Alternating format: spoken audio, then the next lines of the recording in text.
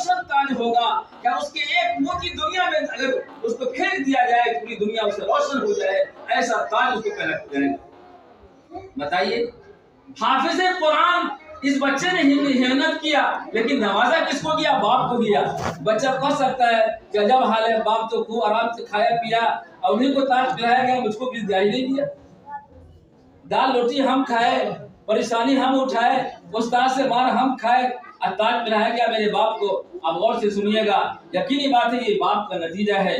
یہ بچے کو کیا شعور تھا کہ ہم حفظ کریں یا کیا پڑھیں, لیکن باپ نے قرآن کی محبت میں, اللہ کی محبت میں اس کو قرآن کے حفظ کے لیے منتخب کیا ہے. یہ باپ کا بہت بڑا احسان ہے. اس لیے اس احسان کے بدلے میں خداوند قدوس کے سر پر تاج بنائے.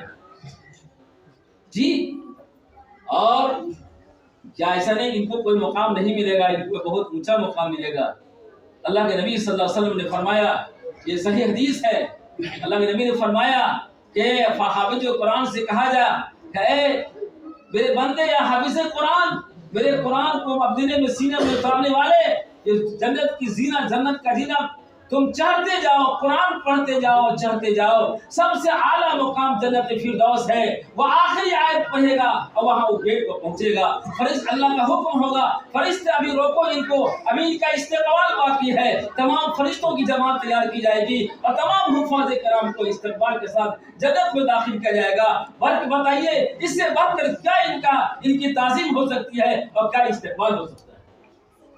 اور یہ بھی سنیے, رشتہ دار بھی سن لیجیے, ارے آپ کو بھی نوازا گیا ہے, لیکن شرط ہے کہ ان حافظ قرآن سے آپ نے محبت کی ہو تب آپ کو نوازا جائے گا. اگر آپ نے اس حافظ قرآن کی توہین کی ہے, لوگ کہتے ہیں فلانا جو ہے بیٹا کو حفظ کرا, کیا ہوگا, کونچی کرے گا, کیا حاصل کرے گا. اگر اس نیت یہ اس طرح کی فکر ہے تو سن لیجئے, قرآن کی توہین کیا, حافظ قرآن کی توہین کیا, وہ آدمی اس کی سفارش کا, اس کی شفاعت کا مستحق نہیں ہوگا, بلکہ اللہ تعالیٰ خود بڑا کرے گا کہ ایسے آدمی کی تم سفارش مت کرو جو تم اس کے تمہارا توہین, تمہاری توہین اور تم کو حقارت کی نگاہ سے دیکھا ہے, اس کی سفارش مت کرو.